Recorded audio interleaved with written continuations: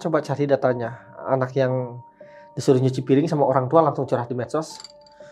Pernah dengar? Iya. Eksploitasi orang tua. Betul. Disuruh apa tadi? Cuci piring. Cuci piring anak kelas SD kalau nggak salah. Bener? Eksploitasi. Iya, dianggapnya orang tuanya buruk. Oh. Melakukan eksploitasi sama aku gitu kan.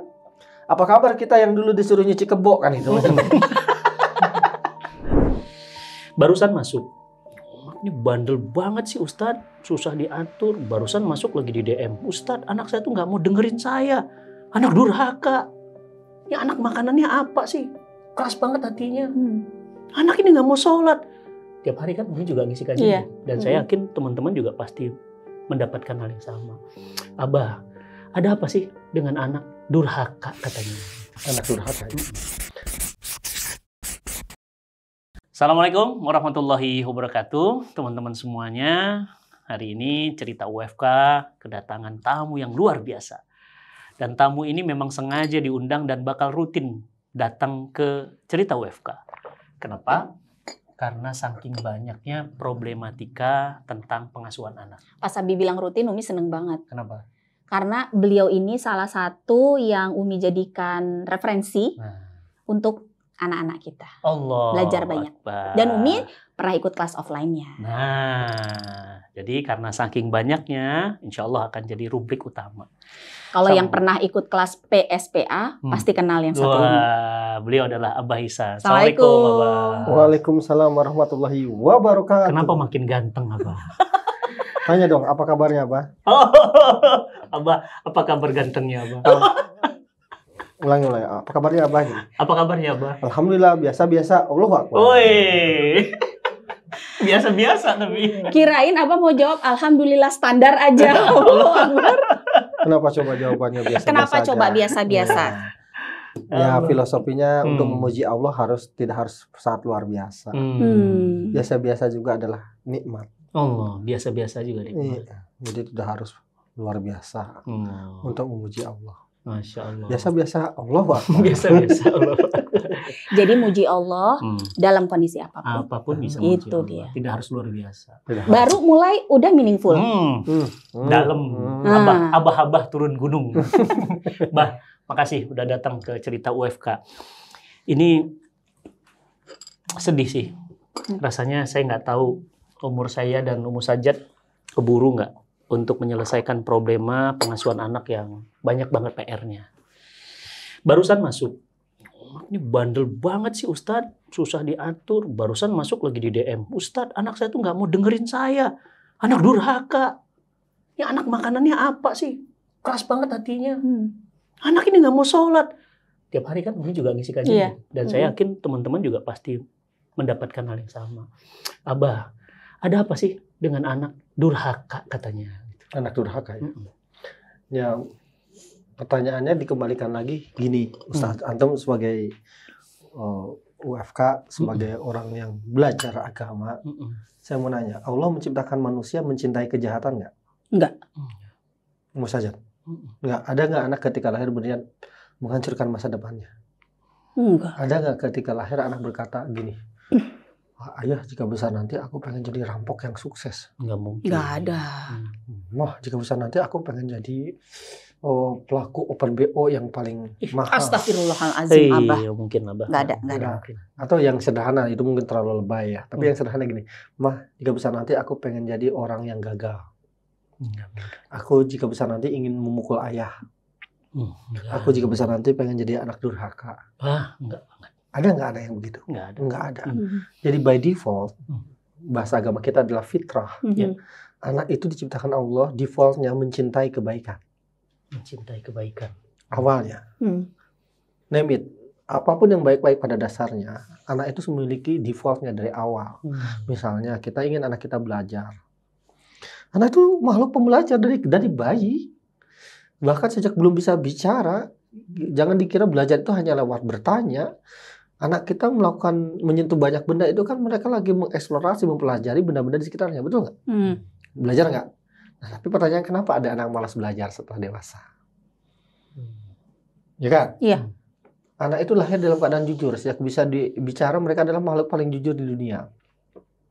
Kata Nabi, kullu mauludin yuladu 'alal fitrah. Setiap anak lahir dalam keadaan fitrah. Fitrah itu artinya bukan berbeda dengan konsep behavioristik, anak lahir dalam keadaan kertas kosong, seperti tabula rasa. Dalam agama kita, anak itu sudah lahir dalam keadaan baik, bukan kosong. Sejak lahir sudah baik. Sudah baik, mencintai kebaikan. Terbukti misalnya soal tadi kita bahas ya, jujur. Anak balita itu adalah makhluk paling jujur di dunia. Sejak bisa diajak bicara. Saking jujurnya kadang-kadang memalukan kita kan. Bener nggak? Iya. Bener nggak anak balita? Sering buka aib orang tuanya pas lagi ketemu orang. Ketemu orang. Misalnya anak jujur. Anak kita ngomong. Kita kan ngomong nih sama anak kita nih, sebagian orang tua ada yang, nanti kalau ada tante datang bilangin mami nggak ada. Mana mami kamu? Apa kata anak 3 tahun kira-kira? Kata mami. Mami nggak ada. Relate banget. Tapi kenapa ada anak jadi suka berbohong setelah gede misalnya? Nah, dalam konsep kita, kata Rasulullah itu fa'abawahu. Fitrah itu bisa dibelokkan oleh fa'abawahu. Siapa yang membesarkannya, gitu. Jadi pertanyaannya tadi kembali, kenapa bisa muncul anak durhaka? Ya, anak ini tadinya bagus, jadi melakukan deviasi dalam bahasa psikologis, ya kan? Penyimpangan. Berarti ada yang dirusak, sadar atau tidak sadar, gitu. Jadi anak durhaka itu pada dasarnya adalah tidak tercipta secara lahir, tapi dibentuk. Jadi bukan nature tapi nurture. Dalam ini. Gitu. Diakui atau tidak? Mungkin tidak nyaman buat sebagian orang. Tapi anak durhaka itu dilahirkan dari pengasuhan yang buruk, durhaka. Makanya kan sering kita sebut bahasa lain anak durhaka tuh gini, Ustaz, pernah dengar nggak? Mungkin pernah dengar, dasar ya kamu tuh anak kurang ajar. Iya, sering. Pernah dengar? Iya. Pada dasarnya kan ketika kita ngomong kamu tuh anak kurang ajar. Ya? Itu berarti kan menyalahkan diri sendiri. Kurang diajar. Kurang diajar. Siapa yang kurang ngajarin? Orang tua. Berarti hati-hati ngomong anak kurang ajar. Itu pada dasarnya menyalahkan diri sendiri. Dasar kamu kurang ajar. Oh ya Allah, saya yang nggak ngajarin anak saya gitu. Akhirnya gitu. Jadi ya kenapa orang tua melakukan penyimpangan, pengasuhan? Ya karena pada dasarnya kurang keterampilan, kurang skill. Ya maka untuk zaman now di mana orang tua memiliki banyak kompetitor, penting orang tua punya kompetensi, punya pengetahuan dan keterampilan untuk mendidik anak, mengasuh anak. Kalau zaman orang tua kita dulu, Ustaz, nggak penting itu belajar parenting. Kenapa? Kan pernah dengar nggak orang tuanya? Orang tua gua dulu nggak pernah belajar parenting, buktinya gua jadi orang gitu. Atau kalau standar di daerah mungkin buktinya anak-anaknya jadi PNS gitu kan. Nggak ada belajar? Nggak, orang saya lulusan SMP. Ya nggak? Tapi buktinya saya sarjana semua. Pernah dengar nggak, Kru? Kalimat itu? Ya, sering banget kan gitu. Ya kan? Tapi zaman dulu guys. Jadi zaman dulu jangankan dididik seadanya tanpa ilmu. Anak kita dilepas gitu aja, kata orang Sunda, dilepaskan, dikencarkan gitu wae siga sato, aman zaman dulu. Kalau mau jujur, sebagian kita ini zaman dulu juga diternak ya, nggak dididik ya. Ternak. Diternak itu artinya dikasih makan, dikasih minum, maaf ya, kalau nggak nyaman. Tapi aman-aman saja, karena lingkungannya homogen gitu. Informasi itu terbatas, informasi itu hegemoni orang dewasa. Maka kalau dulu dinasihatin orang tua, kamu harus A, B, C, jawabannya adalah mohon, nggih, yo. Iya. Kalau zaman sekarang nggak bisa gitu, kamu harus A. Apa jawabannya sekarang kalau udah remaja? Nggak gitu mah konsepnya mah. Iya. Kamu hati-hati melakukan B. Nggak bisa lah di jenazah begitu. Hati-hati kamu main sama si Ajis. Please deh ayah, don't judge book by its cover. Belum tentu yang sholat itu lebih baik perilakunya daripada yang tidak sholat. Jawaban anak sekarang, teman aku nggak sholat, tapi baik. Tapi dia baik. Teman aku itu orang bilang ngejudge orang itu adalah melakukan penyimpangan, melanggar moral agama, katakanlah pelaku lagi bete. Tahu lagi bete? Iya.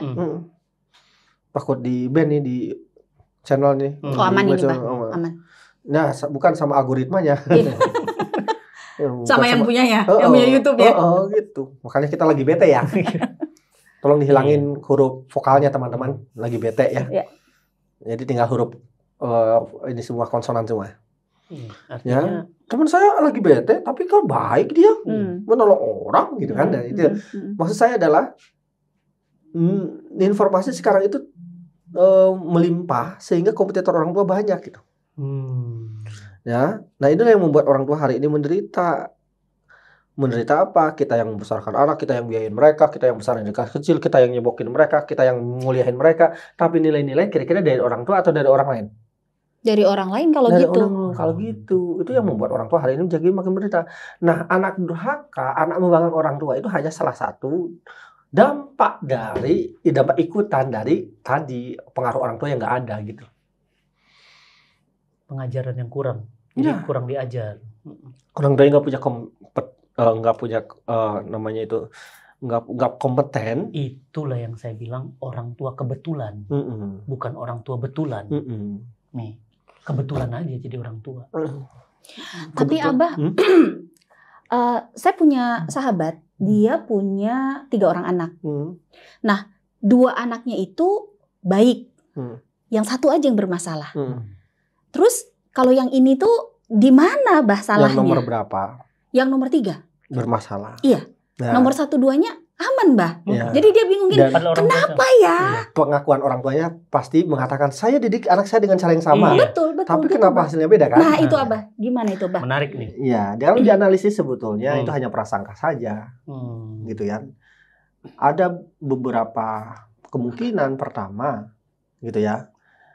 Anak itu tipenya kira-kira beda nggak? Iya, tiap anak tipenya pasti beda-beda. Jadi kalau pelakuan hal yang sama, perlakuannya sama, padahal tipenya beda, wajar nggak hasilnya berbeda? Oh wajar. Paham ya? Dari situ ya. Jadi bisa jadi perilaku pertama, anak pertama kedua itu tipenya sama. Misalnya introvert, anak introvert itu kalau dinasehatin ya muhun gitu. Kalau introvert kan beda, mempertanyakan kebenaran gitu. Tapi dia melakukan cara yang sama, ya beda lah hasilnya. Jadi harus dianalisis dulu, ya harus pakai data, diobservasi, diwawancara, bagaimana pengasuhannya selama ini. Atau kemungkinan yang kedua, ya kadang-kadang kita nggak paham yang kedua ini yang sebenarnya juga banyak terjadi. Yang pertama, kedua itu orang itu lebih tough. Kenapa bisa jadi gaji orang tua masih kecil? Yang ketiga ini sudah nyaman, maka beda kan hasilnya? Iya. Itu juga hati-hati kita. Iya. Karena Alif anak kami yang pertama, tangguh kan? Itu dibesarkan dengan kesulitan. Betul. Kan kesulitan itu padahal bagus nggak buat anak? Bagus. Kesulitan dan air mata. Campur air darah. Benar. Gak usah curhat. Campur air maca. Iya. Yang kedua, fasenya udah makmum. Betul. Makanya saya bilang ke anak saya tuh kan, Abah tuh nggak khawatir kalian susah makan. Abah tuh khawatir kalian tidak terlalu banyak makan gitu. Terlalu banyak makan. Khawatir, Bah. Kenapa, Bah? Kan sebagai orang tua kita ini ingin melindungi anak kita, menyayangi anak kita. Betul? Iya. Tapi justru anak-anak yang hancur di dunia ini yang tidak survive gitu. Kira-kira anak-anak yang sering dilindungi atau anak yang mengalami kesulitan? Kesulitan. Itu yang survive. Anak kalau sering digendong bisa jalan nggak kira-kira? Enggak, itu dia. Oh, Allah. Ini penting banget ini. Nanti mungkin di waktu lain kita bahas kenapa ada anak usia 40 tahun masih numpang hidup di rumah orang tua dan nggak kerja-kerja misalnya. Banyak banget. Pengen tahu jawabannya? Episode berikutnya. Ini yang buat nanggung begini nih yang aduh Bah, tolong bocorin sekarang. Ya, kita nanti dulu dari kecil dulu, sabar, Ustaz. Sabar. Ini. Jadi jangan kemana-mana, biar di sini terus kita. Berarti keterampilan orang tua yang perlu terus diasah, ya. terus di-upgrade. Karena pengasuhan itu bukan ngomongin balita. Kan banyak yang menyangka, maaf ya, anak saya udah kuliah, anak saya udah SMA, diasuh wae. Bukan mau ngapain belajar parenting gitu. Iya. Padahal emang kalau anak SMA kuliah masalah berhenti. Kira-kira berhenti nggak masalah? Enggak. Makin gede anak akalnya makin jalan nggak? Betul, makin jalan. Berpikirnya, vocabulary-nya nama nggak? Justru makin menantang atau makin mudah? Benar Abah, kami juga ngerasain itu. Jadi waktu Alif udah mulai besar, sekarang dia kelas 3 SMA. Dulu kami berpikir gini, Bah, alhamdulillah udah mulai besar. Udah nggak harus sedekat, bukan sedekat ya, sebonding dulu gitu. Malah kebalik. Makin besar anak, kita harus makin deket sama dia. Karena makin banyak informasi dari luar yang dia dapat, kontaminasi dari luar, kita harus makin deket sama dia gitu. Makin sering ngobrol. Makin dia pingin ngerasain gimana diperhatikan Ahwat tuh enak ya, Bi. Cuman kan definisi dekatnya kan kalau masih kecil, ada 3B kan, bermain, belajar, bicara atau ngobrol. Kalau masih kecil kan banyak bermainnya. Yang gede dekatnya adalah banyak bicaranya. Bicara itu dalam artian ngobrol ya. Betul, Abah. Kan satu arah. Kan gitu. Bener. Nggak bisa lagi diajak anak usia alif itu misalnya main Uno, ya kan gitu. Di kelon-kelon udah nggak bisa. Nggak bisa kan gitu. Nggak bisa diajak. Oh ini apa tanah alif? Pati pelatuk gitu. Nggak bisa. Paling apa-apaan sih, gaji banget ayah gitu kan. Gaji banget si Abi ini gitu. Nah, beda dekatnya. Jadi dekatnya tetap pengasuhan yang kecil itu dimanja, itu berdampak di masa tua. Ya iyalah. Ada data. Bukan dimanja sih, tidak mandiri. Kalau data kita harus buka jurnal ya. Ini kan bukan forum ilmiah nih. Kalau perlu nanti kita kuliah aja. Tapi gitu. Dari mana bisa disimpulkan? Apa itu? Ya bahwa anak-anak yang di usia manjanya maka ketika besar nanti dia akan jadi anak-anak yang relatif nggak mandiri. Ya sederhananya gini aja deh sebetulnya kan gitu ya. Kenapa banyak anak sekarang jadi generasi strawberry? Karena mereka kurang kuat. Kenapa kurang kuat? Karena tidak terbiasa dengan kesulitan. Misalnya kan dampak media sosial itu yang paling bahaya bukan hanya pornografi atau kecanduan game ya. Tahu nggak? Ketika anak kita ngeklik sebuah tayangan video di platform media sosial, klik. Ketika ngeklik itu artinya mereka menginginkan video itu nggak? Iya. Menginginkan video nggak? Iya. Klik. Klik, bayangkan itu ribuan kali. Apa yang terjadi bertahun-tahun? Setiap hari aku mendapatkan. Aku mau ada. Setiap hari aku mendapatkan apa yang aku inginkan, tanpa harus ngapa-ngapain. Usahanya minim nggak kalau ngeklik? Iya. Bahkan mikirnya aja dihilangkan tuh sama media sosial. Kenapa mikir? Kan kalau ngetik kita masih mikir ya. Berarti kita mencari apa yang kita tahu, yang kita inginkan. Kalau ngeklik tuh nggak mencari, ditawarin. Jadi akalnya aja udah dimatiin. Ya, yang paling bahaya adalah setiap hari aku mendapatkan apa yang aku inginkan, apa yang aku senangi, tanpa harus ngapa-ngapain. Sementara di dunia nyata kita ini, ya harus melakukan sesuatu baru mendapatkan apa yang kita inginkan. Akibatnya mindset apa coba? Anak yang sering main media sosial berlebihan. Aku selama ini mendapatkan apa yang inginkan tanpa harus ngapa-ngapain. Ngapain sih aku harus ngapa-ngapain gitu? Jadilah generasi strawberry, mager. Jadilah mager. Makanya pernah dengar? Coba cari datanya. Anak yang disuruh nyuci piring sama orang tua langsung curhat di medsos. Mendengar? Iya. Eksploitasi orang tua. Disuruh apa tadi? Cuci piring anak kelas SD kalau nggak salah. Bener? Eksploitasi. Iya, dianggapnya orang tuanya buruk, melakukan eksploitasi sama aku gitu kan. Apa kabar kita yang dulu disuruh nyuci kebo kan itu. Jalan kaki, berkilo-kilometer ke sekolah. Kan gitu. Nggak pernah ngomong. Jagain toko. Suruh dagang es lilin. Betul, saya banget itu. Kan apa kabar lu? Banyak orang dari penjara dong. Ya, jadi sederhananya gitu ya. Jadi anak-anak kan ini tough time ya, create strong man. Strong man create easy time create weakness create strong man. Itu putarannya begitu, muter siklus. Nah, gimana supaya kita mutus rantai yang weak tadi? Weakness-nya maka jangan terlalu easy time. Ada konsep namanya. Boleh ikuti saya? Oke. Boleh. Teman-teman boleh ikut. Kebutuhan anak wajib dipenuhi. Kesenangan anak wajib dibatasi. Kesenangannya dibatasi. Karena kesenangan itu kalau nggak dibatasi jadi merusak. Itu yang membuat anak kita terlalu easy time. Boleh nggak anak kita bersenang-senang? Boleh. Tapi gimana cara kesenangannya tidak berlebihan? Karena kesenangan itu Ustaz punya 3 hukum. Pertama, kesenangan itu hanya terjaga nilainya jika kesenangan itu dibatasi. Contoh, senang nggak nonton? Senang. Tapi kalau nonton tiap hari, Jadi biasa. Kelenger. Mulai bilang nggak bahkan kesenangannya? Bosen. Mulai bosan. Bayangkan kalau 5 jam nonton sehari. Enak. Iya. Masuk akal. Senang makan apa? Saya kambing. Kambing. Kenapa senang makan kambing? Karena kambing itu kesukaan Rasul. Enak. Bukan Enak hanya banget. itu, karena jarang makan kambing. Kan. Coba tiap hari makan kambing. Kelenger tuh. Ya iya makanya. Tukang kambing. Itulah sifat Tukang kesenangan. kambing nggak mau makan kambing lagi. Iya, itulah sifat kesenangan. Iya. Tapi kenapa kita nggak bosan sama nasi? Karena nasi kebutuhan. Dan lauknya beda-beda. Okay. Coba kalau nasinya cuma nasi goreng. Makanya tukang nasi goreng, makan nasi goreng? Enggak. Yang kedua, di tiga hukum kesenangan ya. Kesenangan itu hanya akan makin meningkat intensitas kesenangan, makin menurun nilai kesenangan. Makin meningkat intensitasnya, makin menurun makin nilai. turun. Iya. Senang nginep di hotel. Oke. Iya. Anak-anak pada senang sekali-kali. Asik nginep di hotel. Gara-gara apa? 3 hari atau 3 malam.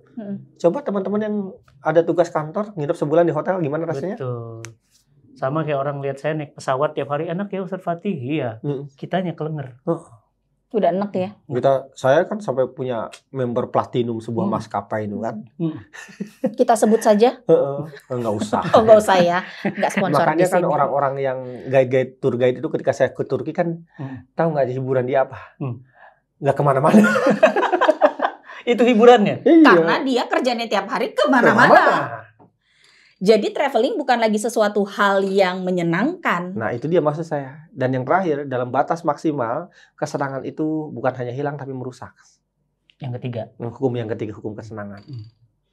Gitu. Kesenangan itu merusak dalam batas maksimal. Bukan hanya hilang. Contohnya seks. Seks itu menyenangkan jika dibatasi dengan pernikahan. Titik. Tanyalah para pezina yang gak bertobat. Mereka tidak akan pernah pada sampai puncak kepuasan. Selalu akan harus ada tantangan baru. Kalau dia berzina dengan yang belum punya pasangan, gimana caranya bisa menzinai orang yang sudah punya pasangan? Allah. Semacam itulah. Ujungnya mungkin sama hewan ya. Sejak zaman Romawi Yunani kan sudah ada kayak. Betul. Dan akhirnya rusak. Jadi kesenangan itu bisa merusak di tahap ketiga. Nah, anak kita tadi kembali lagi ke anak. Kenapa? Supaya apa tadi pertanyaannya? Gimana tidak weakness? Ya jangan hilangkan dong tough time-nya dari awal gitu. Bukan berarti anak kita nggak boleh merasakan kemewahan. Anak kita itu tough time tidak berarti harus puasa Daud dia kayak kita. Atau bajunya compang-camping gitu. Enggak. Anak kita boleh makan restoran mewah. Tapi pastikan itu adalah kemewahan, bukan kebiasaan. Kalau biasa mewah? Biasa mewah, akibatnya suatu hari makan di pinggir jalan gimana? Tersiksa dia. Marah-marah. Kan gitu. Ya itu PR-nya gitu. Nah, tentu metode orang tua beda-beda kan gitu. Kalau metode saya misalnya contoh ketika SMA, anak-anak tuh nggak ada yang diantar supir orang tua. Meskipun ada supir ya, begitu. Dia harus berangkat sendiri. Ya. Pilihannya ada yang pakai sepeda, ada yang naik angkot. Anak saya yang laki-laki 19 tahun bilang, boleh nggak naik motor? Boleh, asal punya SIM, saya bilang. Belum punya SIM? Ya belum diizinkan. Gitu kalau saya. Naik angkot, seminggu pertama anak-anak saya bilang apa coba ketika naik angkot? Banyak preman, ada pengamen maksa, ada maling, bau. Orang tiap hari nak. Awalnya nangis lah, protes lah, kenapa harus begini nih? Saya bilang, Abah lagi mempersiapkan kalian jadi generasi tangguh. Dulu waktu SMA ya, sekarang anak saya udah kuliah, dia kemana-mana happy aja tuh. Kenapa? Udah terbiasa gitu. Jalan kaki, naik public transport, udah biasa gitu. Ya. Kenapa? Karena hakikat mendidik anak itu salah satunya adalah mempersiapkan anak berpisah dengan kita. Dijamin nggak penghasilan mereka lebih besar dari kita? Nggak usah aja jawab, nggak usah bengong begitu. Meresapi apa yang Abah bilang gitu sambil mikir gimana ya nanti pulang dari sini. Dijamin nggak pertanyaan saya? Apa tadi pertanyaannya? Dijamin nggak anak-anak kita penghasilannya lebih besar dari kita? Nggak dijamin. Nggak dijamin. Siapa yang jamin? Ya kita usahakan dong. Dijamin nggak? Orang kaya berubah jadi miskin. Penderitaannya luar biasa. Orang miskin berubah jadi kaya. Ya gampang, anak kita lebih kaya dari kita mah. Apa ujian orang miskin berubah jadi kaya? Cuma norak. Gak tahu cara cebok di hotel, mungkin gak ada gayung gitu. WK. Ya, gitu. Atau gak tahu cara pakai toilet di pesawat. Nah, Itu ya contohnya sederhana sekali. Tapi kalau orang kaya, anak kita terbiasa dengan kelimpahan fasilitas, mereka mengalami sulit. Makanya kan perusahaan keluarga sebagian besar itu kan hancur di generasi ketiga. Betul. Dan saya ingat banget ini pesannya Ustadz Abdul Somad ke saya langsung waktu kita ke pedalaman. Beliau pesan, ada 3 generasi dan ini selalu berulang. Generasi pejuang, generasi pertama, generasi penikmat, generasi kedua, dan yang ketiga generasi penghancur. Betul. Makanya para sahabat Nabi generasi pertama pejuang banget kan, yang mulai kedua penikmat nih. Nah, takutnya kita nih menghancurkan Islam. Iya. Jadi ini bukan hanya dalam bidang pengasuhan ya Ustaz. Semua kerajaan-kerajaan hancur, bisnis, ya itu dari situ mulainya. Selalu nyaman gitu, nggak ada tantangan gitu. Tapi gini, Bah, kita dulu kan orang tua ini kan udah susah ya. Pernah ngerasain masa kecil susah. Janganlah anak kita nanti ngerasain kita dulu gitu. Akhirnya bikin anak dalam kondisi sangat nyaman. Nah, gimana tuh, Bah, bikin kita nih aja nih sebagai orang tua itu nggak punya mindset itu gitu. Bahwa kalau kita nggak ngasih kesenangan sama anak, itu bukan berarti kita mau tidak menyayangi dia. Tidak sayang sama mereka gitu, Bah. Jadi karena ini mindset ini terjadi karena kita berpikir jangka pendek. Coba kita long span, tarik ke jangan 20 tahun lagi, 30 tahun lagi apa yang terjadi? Padahal hampir semua kesuksesan itu ininya sama, rumusnya sama, no pain, no gain. Berakit-akit dahulu, bersenang-senang kemudian. Follow your passion. Apa arti passion? Gairah. Hasrat. Nah itu, maaf ya Ustaz ya. Kapan lagi marahin kalian ini? Hanya Abah yang berani. Namanya juga Abah kalau marahin anaknya. Iya. Kita kan masih anak-anak. Jadi mohon bimbingannya Abah. Abah. Harus dimarahin. Aduh, ya Allah jadi nggak enak ya Allah. Abah disambil biar nggak tegang-tegang amat kita ngobrolnya. Itu apa tadi gairah? Passion. Hasrat. Ya, nggak salah-salah amat sih. Tapi itu udah banyak jadi definisi bid'ah itu. Terus yang benar passion apa, Abah? Buka di Google. Kalau mau cari definisi asli itu dari asal katanya yang paling orisinal. Kata kuncinya asal kata passion. Asal kata passion. Bukan fashion ya ibu-ibu. Bukan fashion ya. Nanti open passion. Asal katanya. Passion. Apa? Ya. Coba sebutin yang di bold. Asal katanya. Pati. Itu bahasa yang berarti sakit atau penderitaan. Ya. Jadi passion itu artinya apa? Ikuti penderitaanmu. Jadi follow your passion artinya kalau kamu sukses ikuti segala penderitaan, kesakitan yang akan kamu rasakan. Oh, relate banget. Dan saya ngerasain sakitnya, Bah. Ngebangun semua itu. Itu sebabnya orang sakit di rumah sakit disebut pasien. Oh iya. Abah kenapa pinter, Bah? Hah? Saya cuma bingung aja kok bisa Abah pinter gitu. Tolong jawab, Bah. Cuma saya yang bisa berani sama Abah. Cuma Ustadz Fatih yang berani nanya itu sama Abah. Aduh, saya nggak merasa pintar ya. Ya berpikir aja gitu. Oh gitu. Mikir aja kan jangan kita harus jangan nerima gitu aja, harus kritis gitu. Jadi kan dianalisis aja gitu. Apakah benar kesuksesan itu dibayar dengan kesenangan? Bahkan ini kita bidang apapun ya. Kita kan taunya orang-orang kaya itu sombong, belagu atau bahkan pelit. Itu masuk akal karena kan dia mendapatkan itu dengan susah payah gitu. Jadi kalau ada orang kaya sombong itu masih mending gitu. Udah miskin sombong nih. Ini miskin sombong. Kan pengen nggak orang banyak kaya? Iya. Pengen nggak? Semua orang kan pengen kaya, pengen sukses. Pertanyaannya, mau sakit nggak? Enggak. Itu dia. Padahal semua pebisnis, antum pernah bisnis kan? Oh iya dong. Ustaz pernah bisnis kan? Iya. Sampai sekarang masih. Sampai sekarang. Tanya teman-teman, yang mau tanya, yang kalian bisnis sendiri hari ini, mana tunjukkan kepada saya pebisnis yang nggak pernah merasakan namanya salah satu penderitaan berikut ini. Ditipu orang, diremehkan, ditusuk, ditagih hutang. Tagih hutang. Ditipu, benar. Ditipu. Iya, benar. Ditusuk. Betul? Dan semua penusuk tuh umumnya orang dekat. Iya, disantet lagi. Ditusuk tuh. Semua penusuk tuh orang yang kita percaya, betul nggak? Iya. Kenapa coba ditusuk tuh harus orang dekat? Ya karena dia tahu cara nusuknya. Bukan, karena dekat. Hah? Karena jauh nggak bisa nusuk. Makanya orang terdekat. Iya. Hati-hati sama orang dekat. Ya, kita lanjutkan Kenapa tadi. ngeliatin Umi? Umi mah nggak bawa pisau, baunya cutter. Jadi follow your Penderitaan. passion, no pain no gain. No pain no gain. Ya kan? Iya. Berakhir dulu bersenang-senang kemudian. Kan gitu? Kita ngomongin agama sedikit. Maaf Ustaz ya. Bukan berarti nasarin Ustaz. Cuman gini. Allah berfirman dalam Al-Qur'an di surat Al-Baqarah 216 atau 214 Ustaz. Kamu pikir kamu akan masuk surga? Iya. Am hasibtum Antal antal jannah. jannah walamma ya'tikum mastatum ba'sa wa dharra wa zulzilat hatta yaqula rasulullah wal ladzina amanu mata nasrullah. Masya Allah. Pasti juga, Pak. Allahu Akbar. Ustadz Abah. Ternyata bukan hanya pakar parenting nih. Ustadz. Apal dalil nih. Ihsan bahasa lama. Ihsan bahasa lama. Ihsan bahasa lama. Ada marganya juga. Orang bahasa lama langsung pada protes loh Bang nanti. Enggak. Ya saya ihsan baik hati. Maaf ya. Aduh langsung diprotes. Jadi Baik kamu hati. pikir kamu masuk surga sebelum datang penderitaan-penderitaan berupa kelaparan, kekurangan makanan. Iya. Betul? Betul. Surga aja dibayar dengan apa tadi?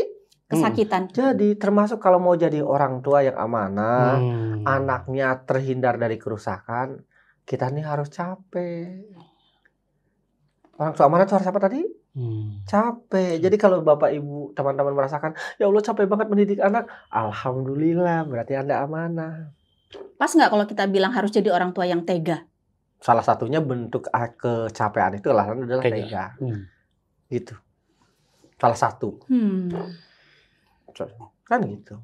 Jadi balik lagi ke pertanyaan, sebenarnya akarnya kejahatan ada di yang ngajar, bukan yang diajar, yang bentuk, bukan yang dibentuk. Ya, meskipun tidak bermaksud ya, karena semua orang tua itu kan menyayangi anaknya. Iya. Nggak ada orang tua ingin menghancurkan anak juga kan. Nggak ada orang tua ingin anaknya rusak kan gitu. Iya. Cuman kan kerusakan itu muncul gara-gara apa? Gara-gara kurang kompeten. Iya. Gitu. Kayak Abah bilang tadi, asah dulu terus keterampilan sebagai orang tua. Gini deh. Jadi orang tua tuh harus punya keterampilan. Orang tua Umur betul. saja bisa nyetir mobil nggak? Nggak bisa. Pernah belajar. Pernah belajar. Misalnya, apalagi nggak pernah belajar. Misalnya belum pernah belajar sama Iya, sekali. iya. Sekarang aja nggak pede kan? Iya. Belum belajarnya nggak terlalu serius kan? Tapi kalau serius itu bisa nggak? Bisa sebetulnya. Karena kan belajarnya sepotong-sepotong kan? Iya. Sebentar-sebentar kan? Iya, Abah. Sama belajar parenting kayak gitu. Akhirnya kalau udah belajar parenting sepotong-sepotong, bukannya malah paksa diri jadi orang tua makin stres. Karena belajarnya parentingnya sepotong-potong. Ambil YouTube ini merasa jadi saya sudah banyak ilmu Kan parenting. jamaah YouTube ya.